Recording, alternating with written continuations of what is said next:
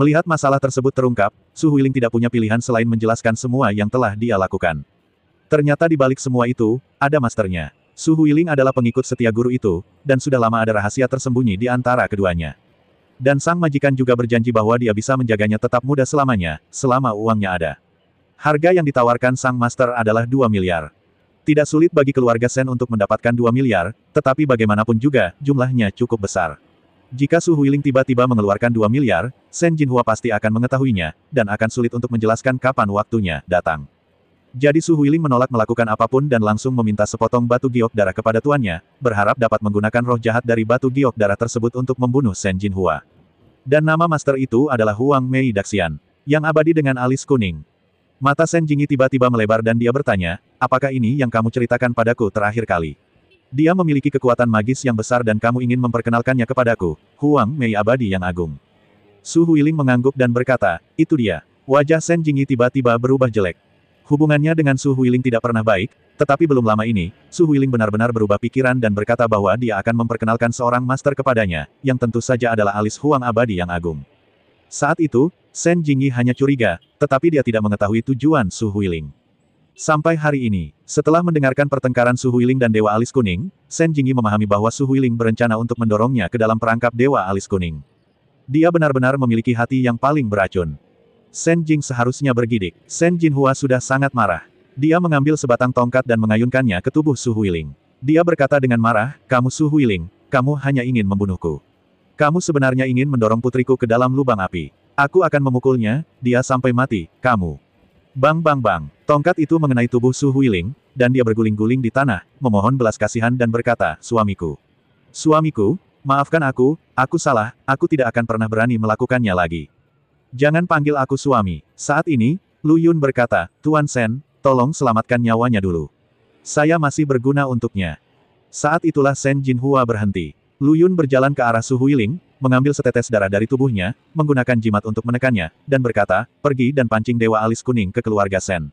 Jika kamu berani bermain trik, kamu akan mati menyedihkan. Lu Yun meremas jimat di tangannya, dan segera melihat Su Huiling menutupi kepalanya dan berteriak kesakitan, saya pergi, saya pergi. Guru, tolong selamatkan hidup saya. Setelah Su Huiling keluar, Sen Jinhua berkata kepada Lu Yun dengan wajah bersyukur, Dr. Lu, kali ini saya benar-benar berterima kasih kepada Anda. Jika tidak, kehilangan nyawa saya akan menjadi masalah sepele. Putri dan putra saya mungkin akan dikutuk juga. Petik 2. Sen Jingyi berkata dengan nada yang rumit, Dr. Lu, saya minta maaf kepada Anda atas kecerobohan kami sebelumnya. Sen Zixuan, mengapa Anda tidak segera datang dan meminta maaf kepada Dr. Lu? Maaf, Dr. Lu. Lu Yun hanya mengangguk sedikit, ekspresinya acuh tak acuh, yang membuat Sen Jingyi semakin penasaran.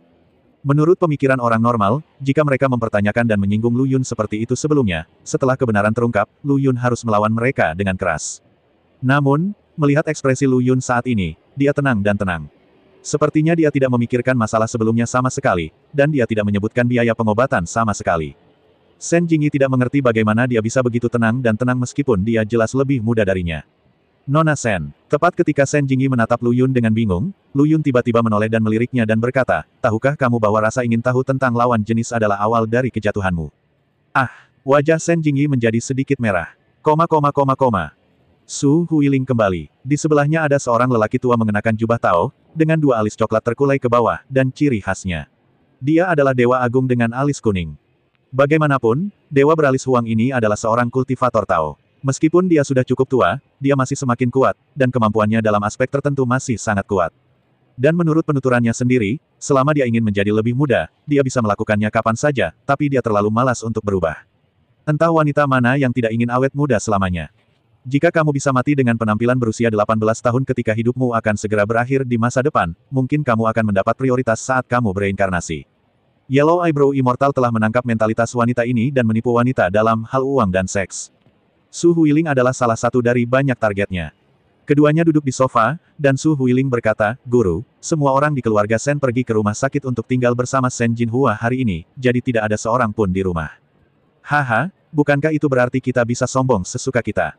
Dewa abadi yang memiliki alis Huang tertawa 2 kali dan tidak sabar untuk mengulurkan tangan untuk menyentuh Su Huiling. Tetapi setelah beberapa saat, dia berhenti dan berkata, ngomong-ngomong, bagaimana kabar yang saya katakan terakhir kali? Su Huiling memutar matanya ke arahnya dan berkata, Sen Jingyi telah memusuhi saya sejak saya masuk ke dalam keluarga Sen. Tidak mudah untuk membodohinya. Ini bukan pertama kalinya Huang Mei Daxian datang ke keluarga Sen, terakhir kali dia datang ke keluarga Sen untuk pertemuan pribadi, dia kebetulan melihat foto di kamar Sen Jingyi pikiran jahat. Kamu hanya perlu mengelabui gadis itu agar datang ke sini dan mendengarkanku melafalkan sutra sekali. Jika itu tidak berhasil, aku akan menggunakan metode lain, kata Huang Mei Daxian dengan enggan. Namun, sebelum Su Huiling dapat menjawab, dia tiba-tiba mendengar suara yang jelas dan dingin turun dari lantai 2, kamu penganut Tao yang jahat, kamu hanya angan-angan. Itu adalah Sen Jingyi. Ia berjalan turun dengan wajah dingin. Dengan tinggi 1,7 meter dan kaki ramping, ia berjalan menuruni belasan anak tangga hanya dalam beberapa langkah. Su Huiling, bukankah kamu mengatakan bahwa tidak ada seorang pun di keluarga Sen? Dewa abadi yang memiliki alis Huang terkejut pada awalnya. Ketika dia berbalik dan melihat Sen Jingyi, matanya segera bersinar lagi. Tapi sebelum dia bisa bahagia, dia menemukan bahwa Sen Jinhua dan Sen Sixuan juga hadir. Ini jebakan. Wajah Dewa Alis Huang menjadi gelap, dia berdiri dan hendak bergegas keluar dari ruang tamu, tetapi begitu dia membuka pintu, dia tiba-tiba melihat cetakan sepatu besar menendang dadanya. Wow, Dewa Abadi yang memiliki alis Huang tertangkap basah dan ditendang kembali ke ruang tamu. Dia berteriak, tetapi ketika dia melihat penampilan orang di pintu, matanya tiba-tiba membelalak. Itu kamu, bagaimana mungkin Dewa Alis Kuning tidak mengingat Lu Yun? Kembali ke Gunung Tiandang di Jiangcheng, orang inilah yang merusak perbuatan baiknya dan juga membunuh anak hantu ganasnya. Tidak menyangka, bertemu lagi hari ini. Benar saja, bukan berarti musuh tidak bersatu. Setelah panik sebentar, Dewa Beralis Huang dengan cepat menjadi tenang dan berkata sambil mencibir, ternyata kamu telah merancang jebakan itu sejak lama dan menungguku untuk mengambil umpannya. Ini benar-benar trik yang bagus untuk memikat kamu ke dalam perangkap. Maukah kamu memasukkan toplesnya? Lu Yun memandangnya, lalu terkekeh dan berkata, penjahat alis kuning, kamu terlalu memikirkan dirimu sendiri. Ini tidak disebut mengundangmu ke dalam guci, tetapi menangkap kura-kura di dalam guci. Anda, Dewa Abadi yang memiliki alis Huang sangat marah. Bukankah Lu Yun bermaksud memanggilnya penyu bajingan? Dasar bocah nakal, aku tidak akan berdebat denganmu. Haha, apakah kamu pikir kamu bisa menjagaku, Dewa Beralis Kuning, dengan begitu mudah? Kamu hanya berbicara omong kosong. Dewa Abadi yang memiliki alis Huang mencibir 2 kali, tiba-tiba menghindar dan meraih leher Sen Jingyi dalam sekejap. Jingyi, seru Sen Jinhua, sangat khawatir. Dewa Abadi yang memiliki alis Huang memandang Lu Yun dan mencibir, minggir. Jika kamu membuatku marah, percaya atau tidak, aku akan segera menghancurkan leher gadis ini. Dia tidak berniat melawan Lu Yun. Karena ketika dia berada di Gunung Tiandang terakhir kali, dia telah melihat kekuatan Lu Yun, dan mengetahui bahwa Lu Yun juga seorang Tao, dan Taoismenya lebih tinggi darinya. Oleh karena itu, ide Huang Mei Daxian saat ini adalah melarikan diri. Cara terbaik untuk melarikan diri adalah dengan menyandera Sen Jingyi dan membiarkan Lu Yun membuat jebakan. 5 tanda berwarna merah darah segera muncul di leher angsa cantik Sen Jingyi, yang terjepit oleh kuku Dewa Alis Kuning. Wajahnya juga pucat. Sen Jinhua berkata dengan cemas, alis Huang Abadi yang hebat, saya tidak akan membahas masalah masa lalu, selama Anda tidak menyakiti putri saya.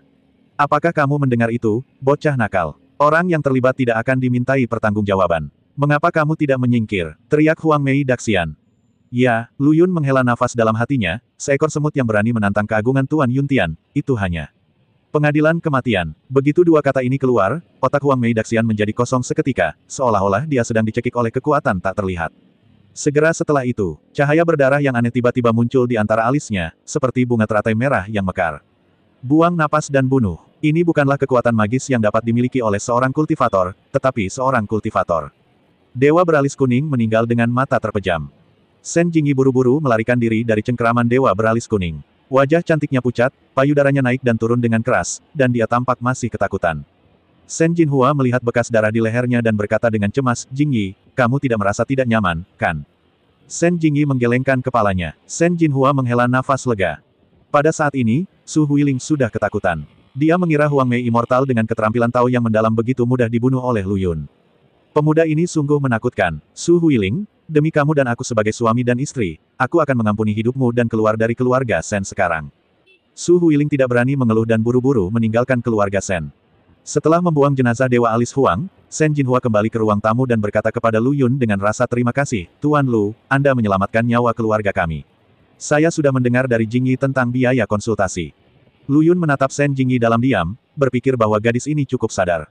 Faktanya, bahkan jika dia tidak menyebutkan biaya pengobatan, dia tidak akan peduli sama sekali. Uang, bagi Sen Jun Yuntian, hanyalah serangkaian angka.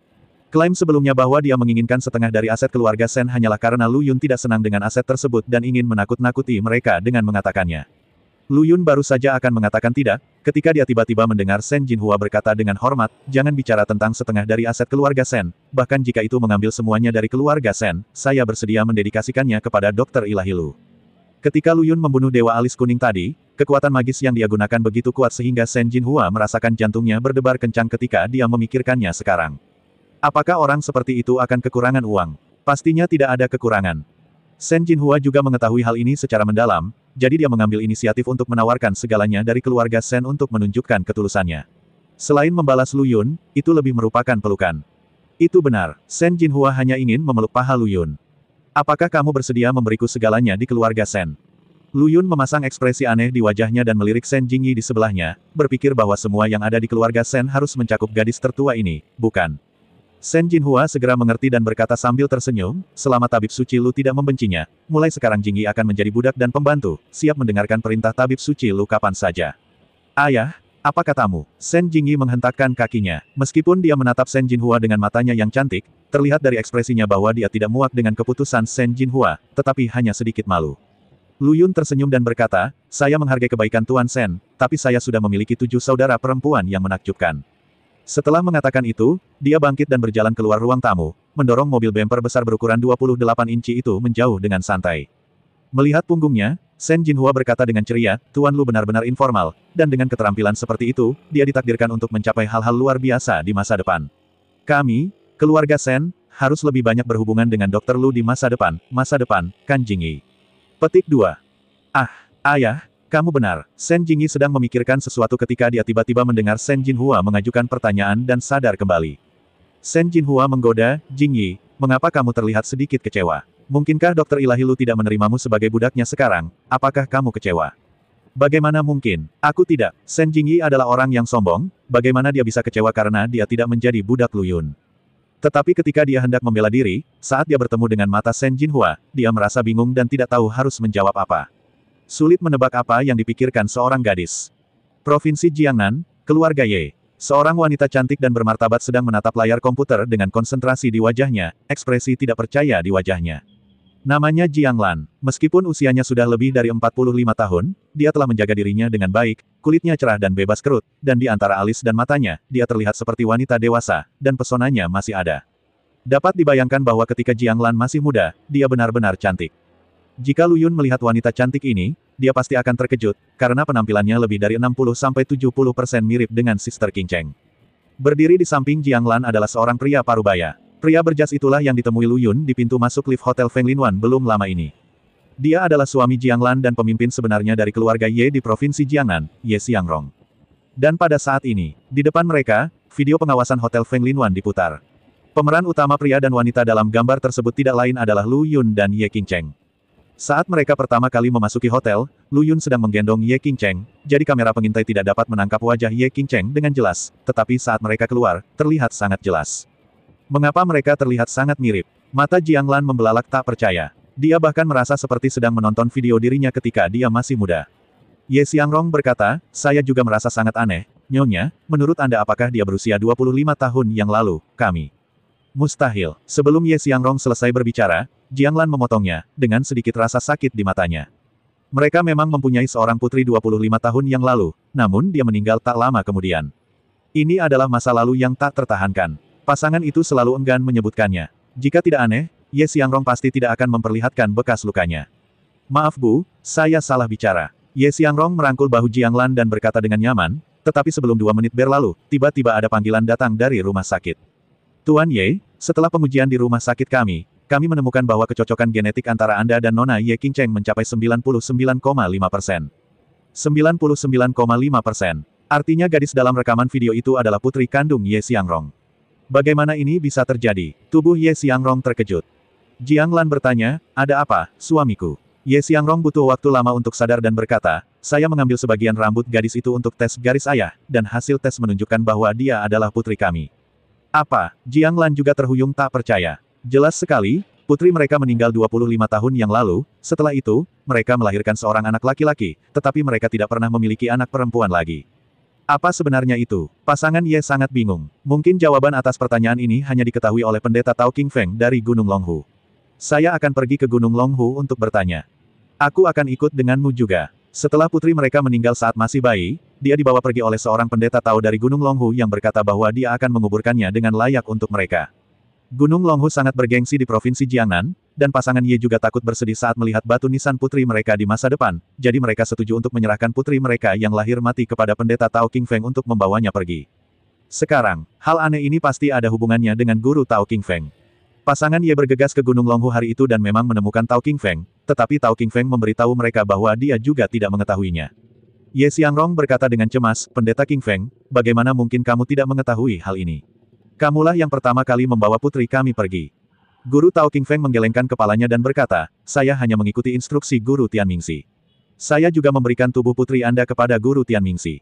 Lalu, di mana Guru Tao Tianmingxi sekarang? Bisakah kita bertemu dengannya? Ye Xiangrong dan istrinya memiliki terlalu banyak keraguan dalam pikiran mereka, dan mereka mungkin hanya bisa mendapatkan jawaban dengan bertemu dengan Paman Tianmingxi yang disebutkan oleh pendeta Tao King Feng. Tanpa diduga, Guru Tao King Feng tersenyum pahit dan berkata, keberadaan Guru Tianmingxi selalu dirahasiakan. Terakhir kali dia datang ke kuil Tao kami adalah 3 tahun lalu. 3 tahun yang lalu, pasangan Ye tiba-tiba merasa tidak berdaya. Mereka takut tidak bisa mendapatkan jawaban atas masalah ini untuk sementara waktu. Dalam perjalanan pulang, Ye Xiangrong berkata dengan lega, tidak peduli apa alasannya, sekarang kami setidaknya telah menentukan satu hal, yaitu Ye Qingcheng, putri kami. Kanan, Jiang Lan juga berkata dengan mata berbinar, nasib benar-benar sebuah lelucon. Ternyata putri kami selalu berada di Provinsi Jiangnan. Saya akan membawanya kembali ke keluarga Ye untuk menebus penyesalan tahun-tahun ini. Sekarang, Villa Hijau, Ye Qingcheng masih belum tahu apa yang terjadi dengan keluarga Ye. Dia sudah selesai mandi. Dia mengenakan gaun tidur berenda, memperlihatkan kakinya yang panjang, putih dan merah muda, dan sedang duduk bersila di sofa sambil menonton TV. Memutar lehernya dari waktu ke waktu.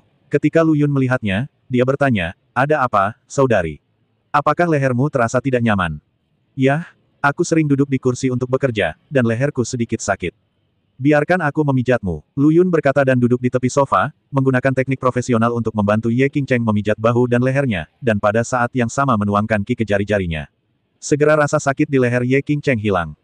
Dia menderita nyeri bahu yang tegang karena duduk di kursi kantor dalam waktu yang lama.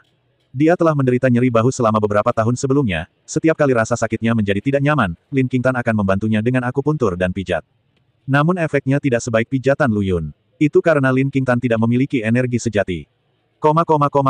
Keesokan harinya, Ye Xiangrong dan istrinya tiba-tiba berkunjung.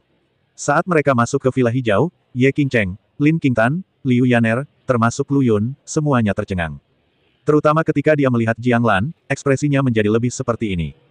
Gambar, ini sangat mirip. Mata beberapa orang melirik bolak-balik ke wajah Jiang Lan dan Ye Qingcheng. Keduanya diukir seluruhnya dari cetakan yang sama.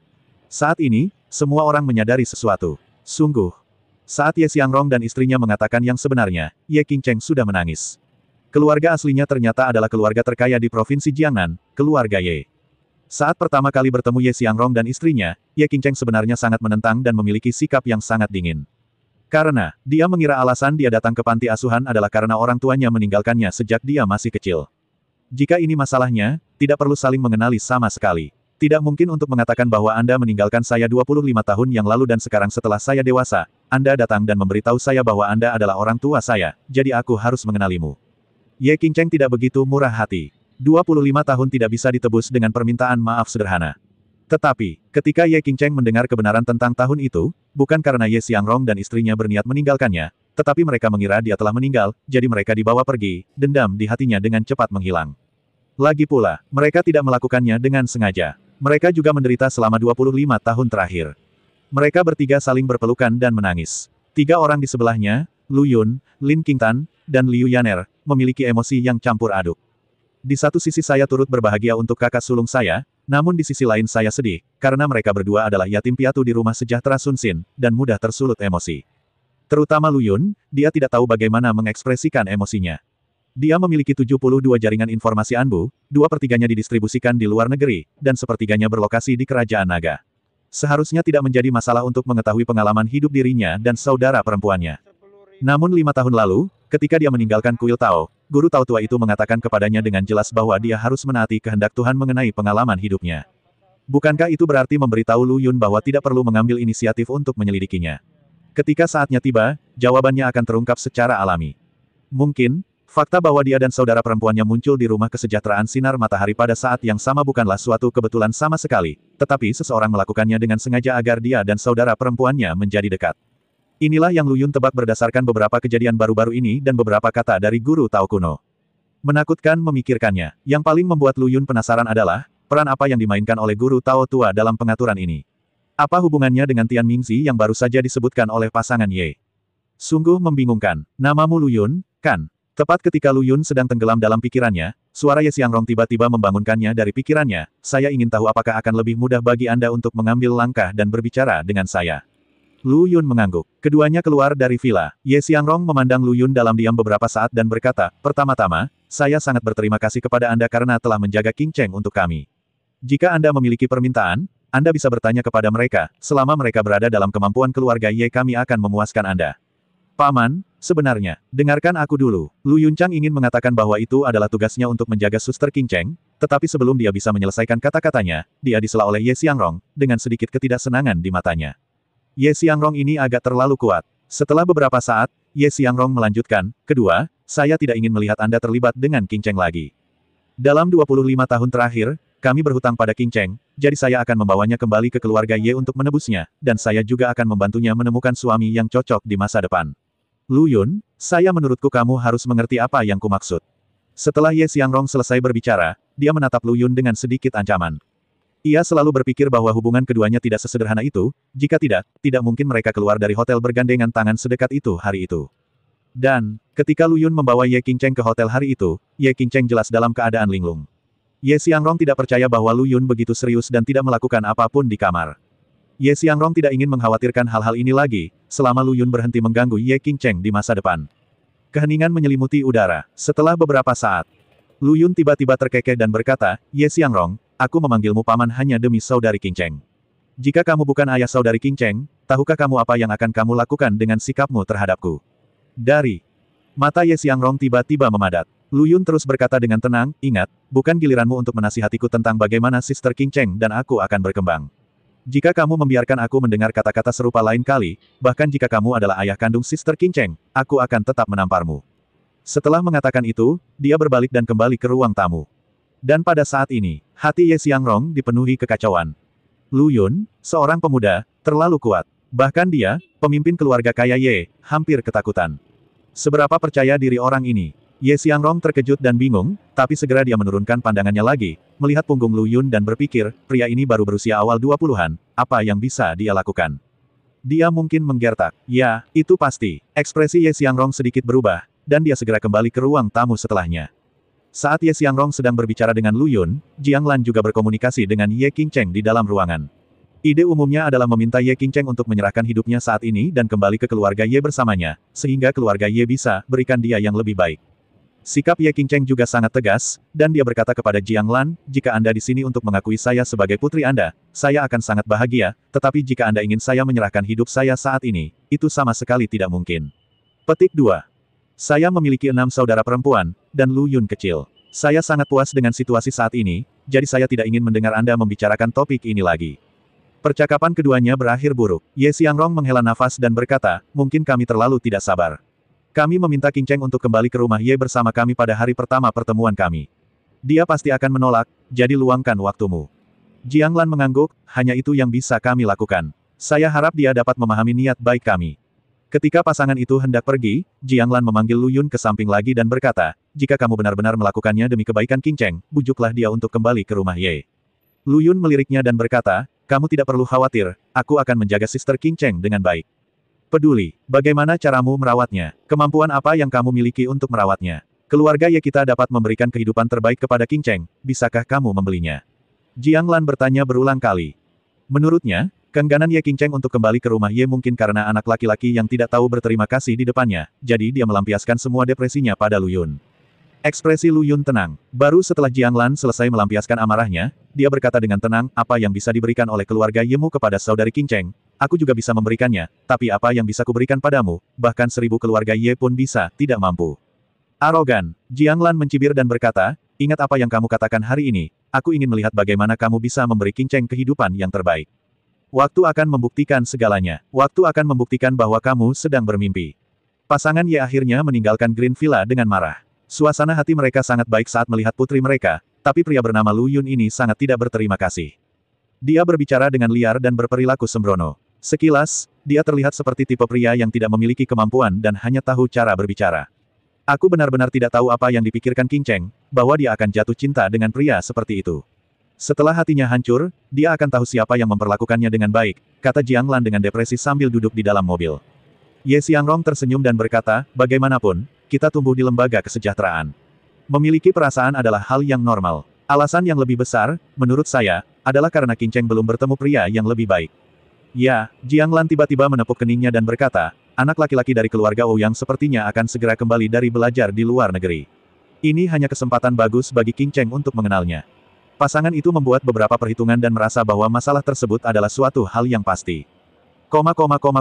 Suasana hati Ye Qing Cheng saat ini tidak tahu apakah dia harus bahagia atau sedih. Liu Yaner memutar matanya, melangkah maju dan memeluk leher Ye Qing Cheng dan berkata, kakak, apa yang perlu dikhawatirkan? Tidak peduli apa keputusanmu, kami akan selalu menjadi saudara perempuanmu yang baik, dan Lu Yun kecil akan selalu menjadi kebaikanmu saudara perempuan. Aku sangat mencintaimu. Petik 2. Lin Qingtan juga berkata, ya, saudari, jangan depresi. Saya sarankan kamu pergi ke bar San Mei malam ini untuk bersenang-senang. Kamu tidak akan kembali sampai kamu mabuk. Yah, aku tidak akan kembali sampai aku mabuk. Saat mereka berempat sampai di Yeqiangwei Bar, mereka langsung membawa klimaks ke dalam suasana bar tersebut. Pasalnya, ketiga gadis ini semuanya cantik sekali. Ini seperti peri yang turun ke bumi. Liu Yaner dengan berani berkata kepada semua orang di bar, semuanya, minumlah sebanyak yang kalian suka. Semua minuman malam ini akan dibayar oleh saya, Ratu Mawar. Hidup Ratu Mawar, hidup Ratu Mawar. Ratu Mawar, bolehkah aku berlutut dan menjilat sepatu hak tinggimu? Petik 2, petik 2. Suasana di bar mencapai puncaknya dalam sekejap, dan semua kekhawatiran dan kesedihan hilang. Setelah minum sebentar, pipi Ye Qing Cheng sedikit mabuk, dan dia menatap Lu Yun dengan mata mabuk dan berkata, Lu Yun kecil, bisakah kamu berdansa dengan adikmu? Lu Yun tersenyum dan berkata, saya harap saya bisa memilikinya.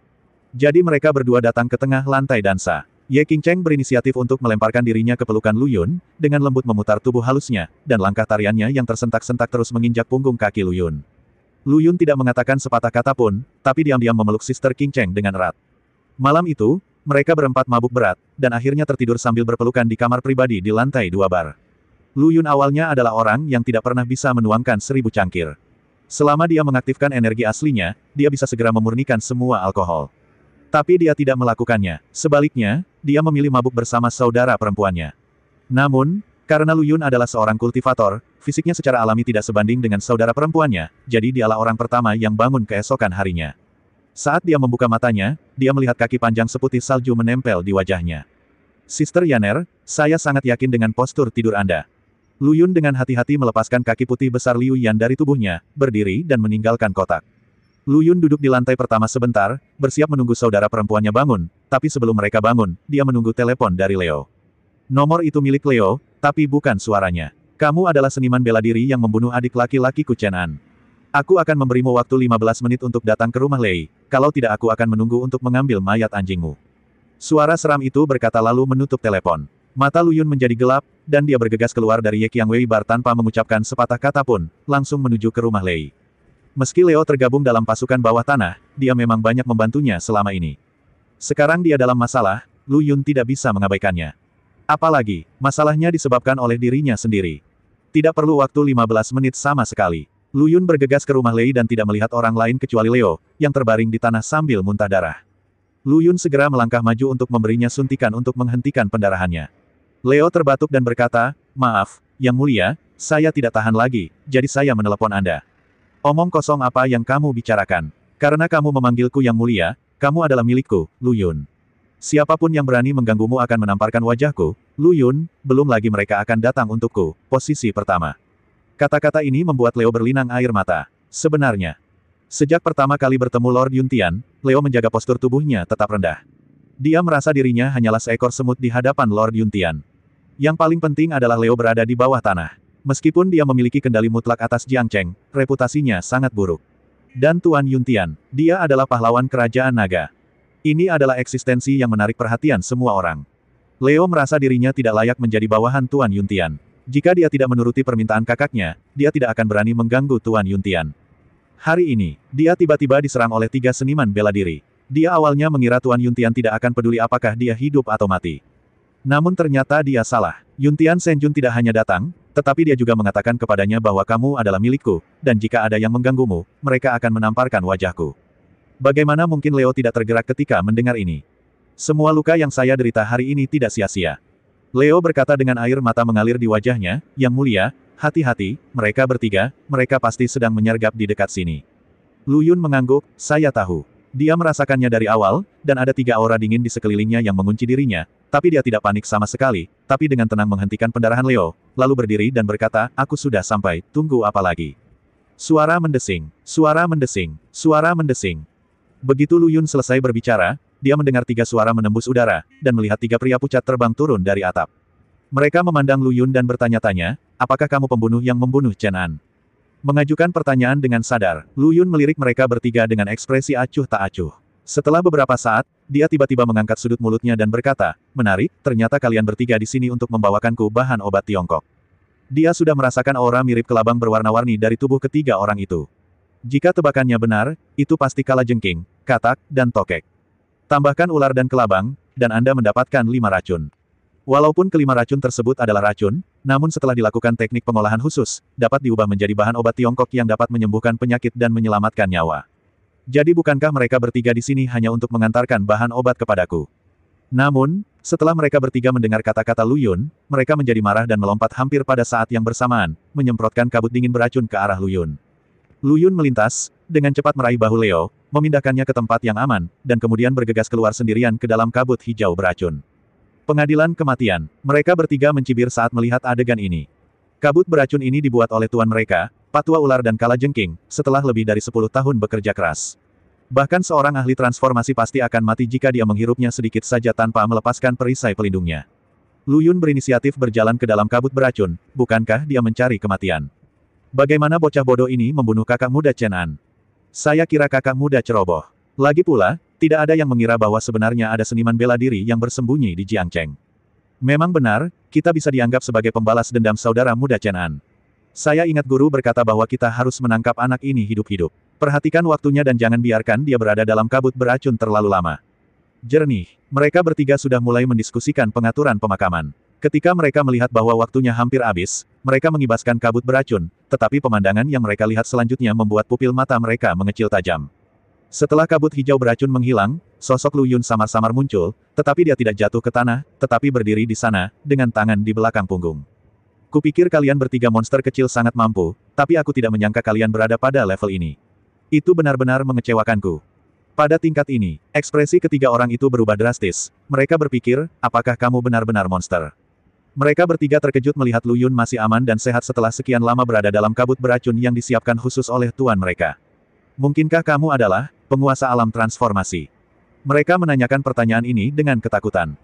Karena hanya master alam transformasi yang dapat melepaskan energi internalnya dan membangun perisai pelindung di permukaan tubuh untuk mencegah kabut beracun masuk ke dalam pori-pori. Jika Lu Yun benar-benar ahli transformasi, maka kematian adik laki-laki mereka bukanlah suatu ketidakadilan.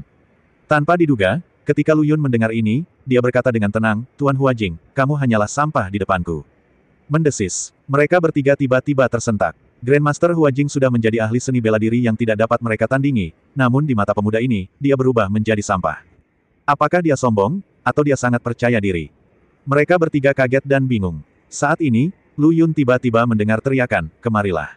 Saya melihatnya menghadap ke depan dengan satu telapak tangan, dan tiba-tiba menggenggam kelima jarinya di kekosongan. Salah satu dari 3 orang itu segera terangkat ke udara oleh kekuatan tak terlihat, dan tersedot ke tangan Lu Yun pada detik berikutnya.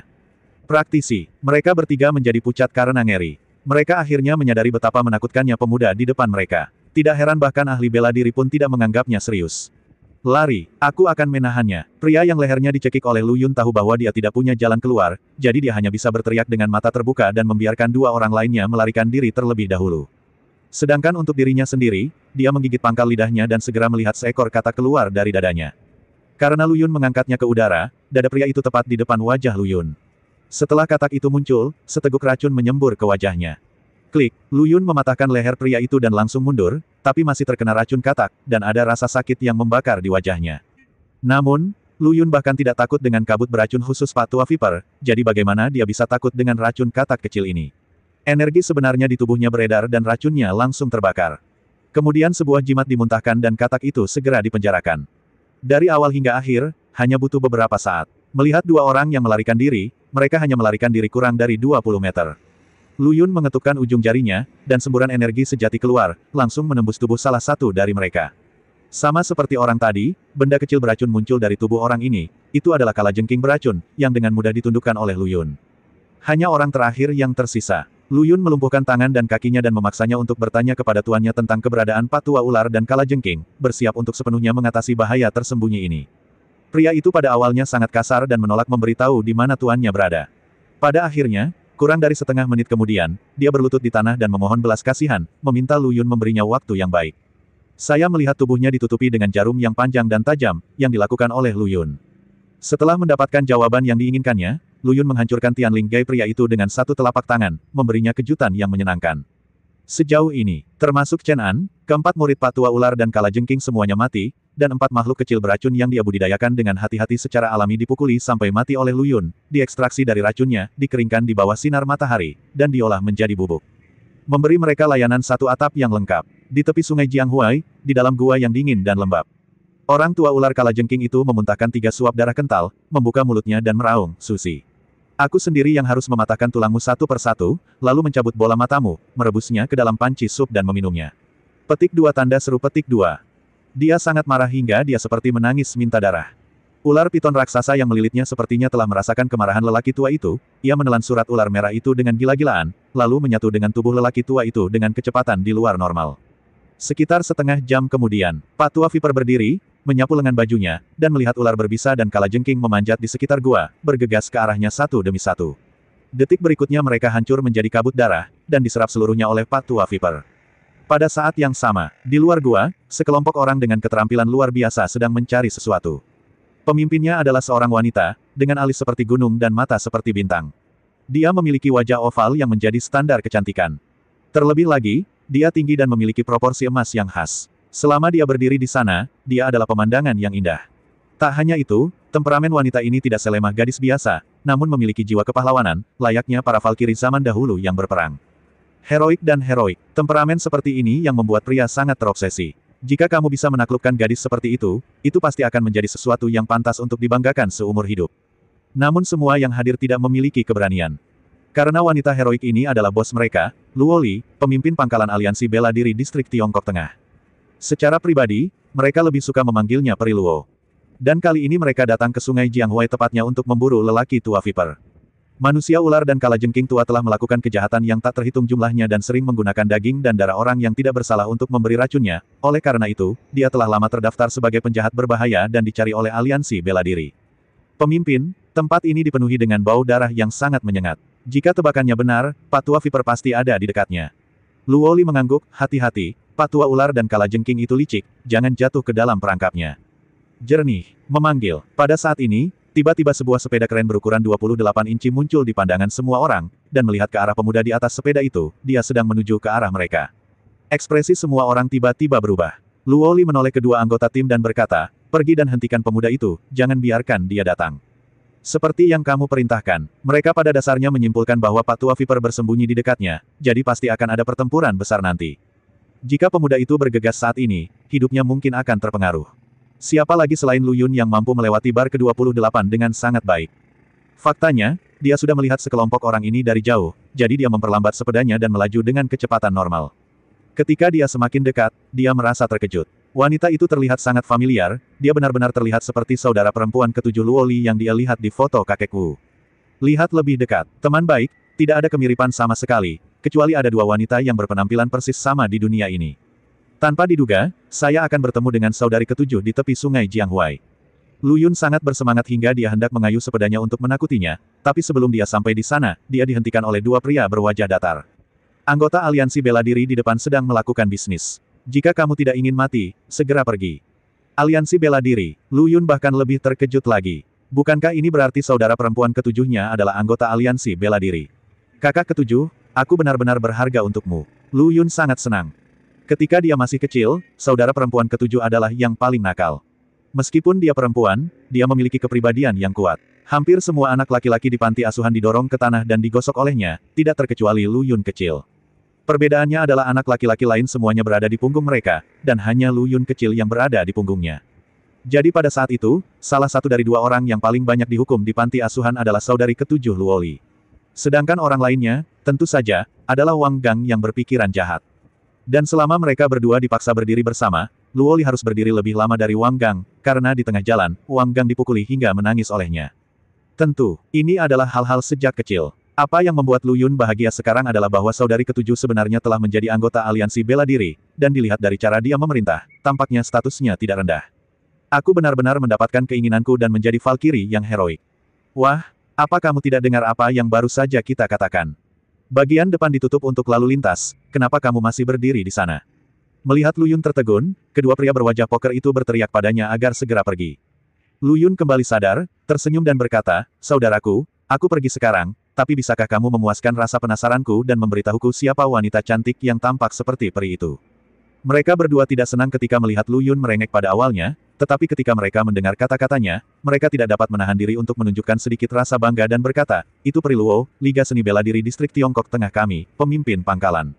Peri Luo adalah dewi mereka, dan Lu Yun memuji dewi mereka karena terlihat seperti peri. Namun tak lama kemudian mereka menjadi serius lagi dan berkata, untuk dewi seperti Peri Luo, bahkan anggota aliansi bela diri kita tidak berani memiliki pikiran yang menghujat. Kamu, orang biasa, cukup melihat ke atas dan melihat ke atas. Cepat pergi.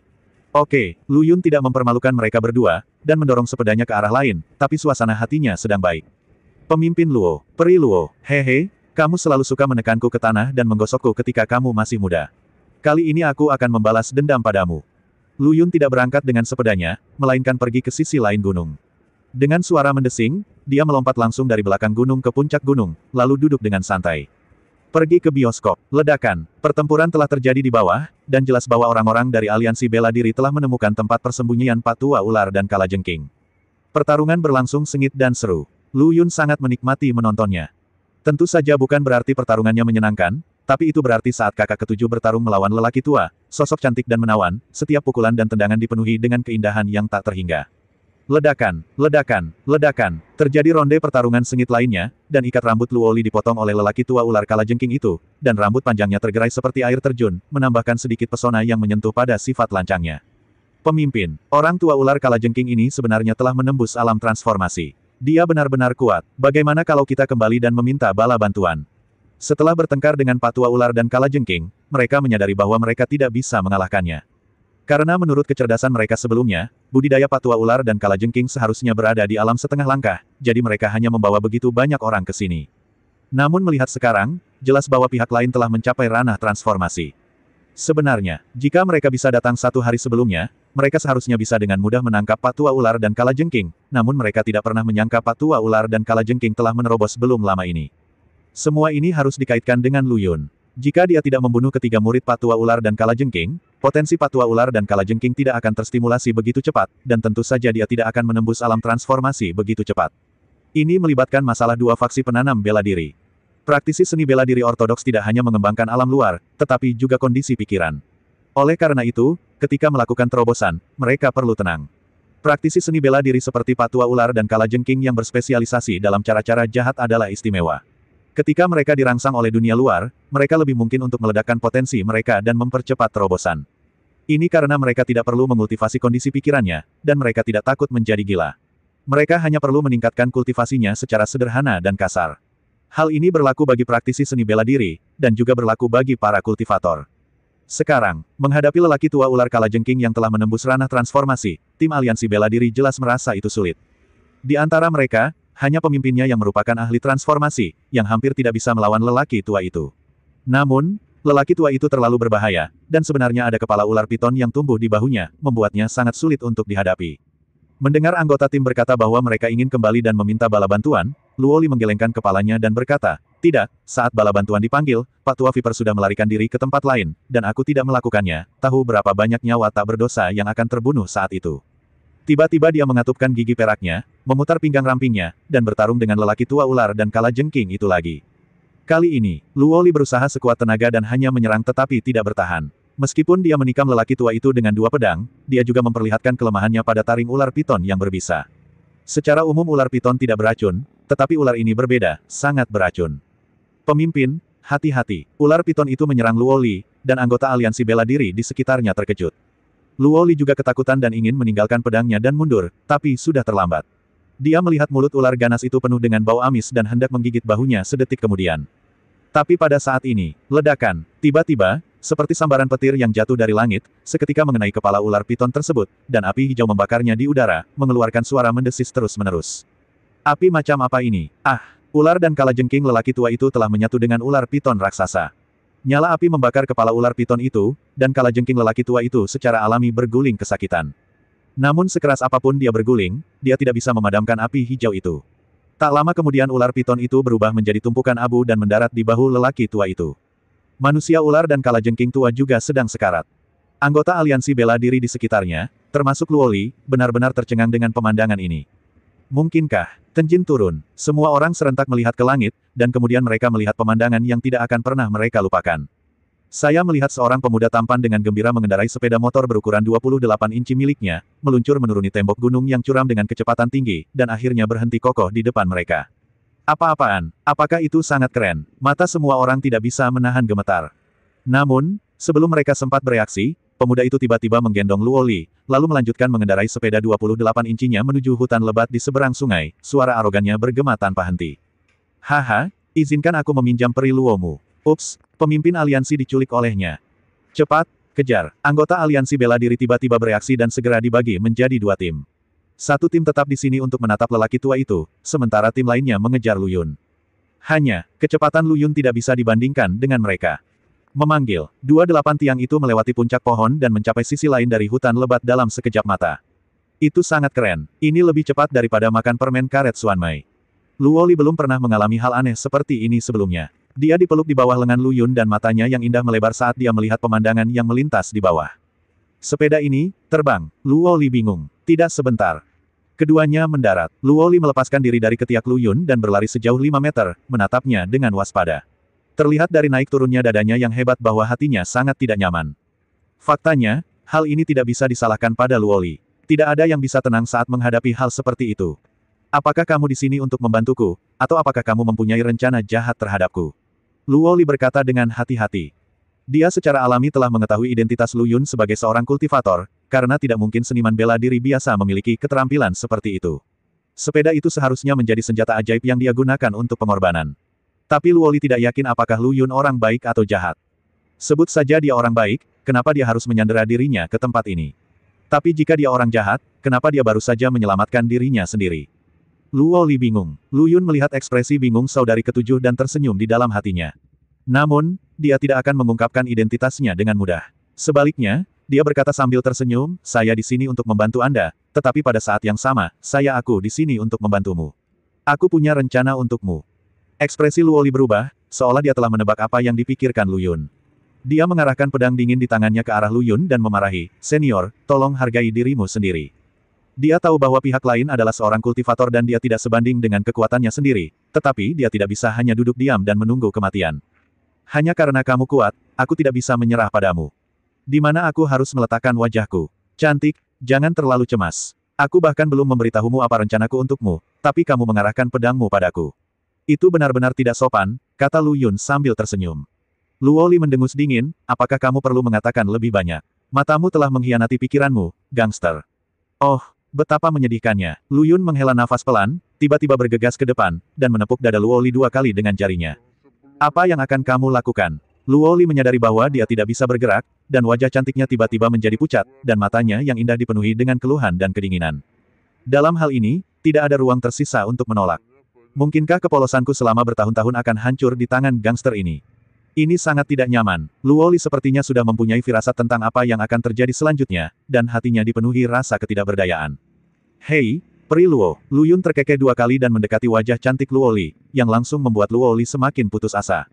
Begini, seperti yang saya bayangkan, laki-laki bukanlah hal yang baik, terutama para praktisi, yang mengandalkan kekuatan mereka untuk menjadi tirani dan tidak bermoral. Luo Li sedang memikirkan hal ini, namun detik berikutnya dia tiba-tiba merasakan tubuhnya melayang. Ternyata Lu Yun sedang menggendongnya di pundaknya. Kemana orang ini akan membawanya? Luo Li Fang putus asa dan berteriak, apa yang sebenarnya ingin kamu lakukan? Saya memperingatkan Anda, saya adalah pemimpin aliansi seni bela diri distrik Tiongkok Tengah. Jika Anda berani mengacau, konsekuensinya akan serius. Lu Yun mengabaikannya sama sekali dan langsung pergi ke danau di hutan, lalu.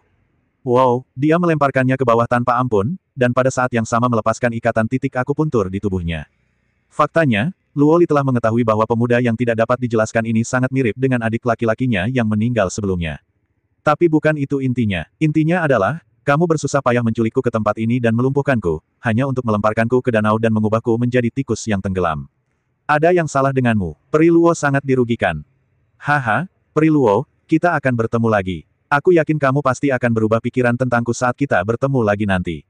Lain kali kita bertemu, aku pasti akan membunuhmu. Luoli menamparkan air itu dengan marah. Tidak ada tanggapan. Baru kemudian dia menyadari bahwa orang yang bermasalah itu telah menginjak 28 jeruji besarnya dan pergi. Hah gila, tunggu saja aku, gadis ini sangat pendendam. Luoli merangkak keluar dari danau dalam keadaan basah kuyup, pakaiannya menempel erat di tubuh halusnya, tanpa ada bekas lemak yang terlihat. Dia mengambil pedang dingin yang jatuh ke pantai dan mengayunkannya dengan marah, desir, dan pohon tak berdosa di sebelahnya langsung berlubang. Setelah melampiaskan amarahnya, Luoli menghentakkan kakinya dan pergi. Lu Yun datang ke Aula Xinglin. Saya melihat dua pria dan wanita yang tampak seperti siswa sekolah menengah berdiri di depan pintu. Mereka malu-malu dan sepertinya ingin masuk tetapi takut untuk masuk. Lu Yun mengira mereka tidak punya uang untuk ke dokter, jadi dia melangkah maju dan bertanya, apakah kamu di sini untuk menemui dokter? Ah! Mereka berdua jelas terkejut dengan suara Lu Yun. Anak laki-laki itu ingin pergi dengan panik, tetapi gadis itu menjadi tenang dan bertanya, maaf, apakah Anda seorang dokter dari Xinglin Hall? Lu Yun mengangguk. Dokter, saya merasa sedikit tidak enak badan, bisakah Anda membantu saya memeriksanya? Anak laki-laki itu menarik lengannya dan berkata, bagaimana kalau, lupakan saja, menurutku itu tidak mungkin. Gadis itu menoleh dan menatapnya dengan marah, dan anak laki-laki itu tiba-tiba tidak berani berbicara. Lu Yun melihat ekspresi kedua orang itu dan samar-samar menebak sesuatu. Dia tidak bisa menahan nafas dalam hatinya dan bertanya, apakah kalian berdua pasangan? Anak laki-laki itu tidak berkata apa-apa. Gadis itu mengangguk setelah ragu-ragu sejenak. Lu Yun bertanya lagi, perutku terasa tidak nyaman akhir-akhir ini, dan aku sering ingin muntah. Gadis itu menjadi pucat dan mengangguk lagi. Lu Yun menjadi semakin terdiam. Siswa sekolah menengah saat ini sangat keterlaluan. Dia memeriksa denyut nadi gadis itu, lalu memandang anak laki-laki itu dengan tatapan dingin dan berkata, denyut nadinya lancar, dan seharusnya halus, seperti manik-manik yang berguling-guling di atas piring batu giok. Inilah denyut nadi yang licin, yang biasa dikenal dengan denyut bahagia. Dikombinasikan dengan gejala pacar Anda harus memahami apa artinya ini, bukan? Anak laki-laki itu jelas ketakutan dan menggelengkan kepalanya dan berkata, bagaimana mungkin? Kita hanya punya satu waktu. Apa yang tidak mungkin? Saat kamu memakan buah terlarang, kamu seharusnya memikirkan konsekuensinya. Lu Yun memelototi anak laki-laki itu, yang ketakutan dan jatuh ke tanah. Mereka pernah memakan buah terlarang secara diam-diam, dan mengira akan baik-baik saja pada awalnya, namun dalam beberapa hari terakhir, gadis itu muntah-muntah dari waktu ke waktu. Mengingatkan pada beberapa drama TV yang biasa mereka tonton, orang yang mengetahui dirinya hamil akan melakukannya sering muntah. Keduanya langsung ketakutan. Saya ingin mencari rumah sakit untuk pemeriksaan, tetapi saya tidak berani pergi ke rumah sakit besar, jadi saya harus datang ke Xinglintang. Lama sekali saya ragu-ragu di depan pintu. Tidak menyangka, dia benar-benar hamil. Keduanya langsung merasa seperti langit runtuh. Anak laki-laki itu menutupi kepalanya dan berkata, maaf, saya tidak bersungguh-sungguh. Saya benar-benar tidak tahu harus berbuat apa. Dia bangkit dari tanah, mengabaikan tarikan gadis itu, dan melarikan diri, meninggalkan gadis itu sendirian dan tak berdaya sambil menangis. Lu Yun berkata tanpa ekspresi, soalnya, anak laki-laki seusiamu tidak memiliki kemampuan untuk mengambil risiko. Jika sesuatu terjadi, kalian gadis bodohlah yang akan selalu menderita. Dokter, tolong bantu saya, jika orang tua saya mengetahui hal ini, mereka akan memukuli saya sampai mati. Gadis itu menangis. Lu Yun melihatnya dengan acuh tak acuh, dan kemudian berkata setelah sekian lama, oke, jangan menangis. Kamu hanya mengalami ketidakseimbangan pada limpa dan perutmu. Minumlah 1 dosis rebusan Long dan Siegan dan itu akan baik-baik saja. Alasannya kenapa aku membuatmu takut adalah untuk memberitahumu untuk memahami harga diri dan cinta diri. Jika terjadi sesuatu, tidak ada yang akan mengasihanimu. Terima kasih dokter. Saya tidak akan berani melakukannya lagi.